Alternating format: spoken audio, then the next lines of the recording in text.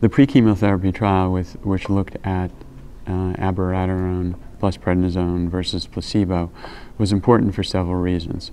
Most notable is that it clearly established that an effective hormonal agent could in fact delay time to progression and also prolong survival, although there's been some dispute as to the significance of the survival benefit, but these patients will be followed further until the final analysis.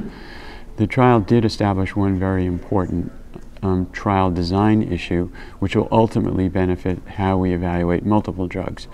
And that was, for the first time, included what we call a bone scan assay, which was essentially a form that enabled individual readers around the world to consistently interpret bone scans.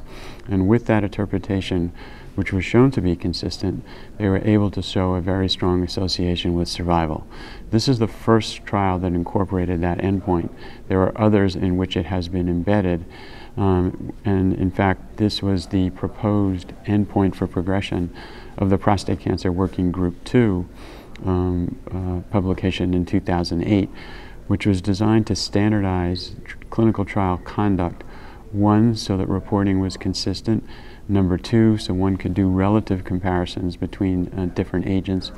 And ultimately, to develop endpoints short of survival that would enable regulatory approvals, which is particularly important now that we have a number of drugs that we didn't have even 3 and 4 years ago.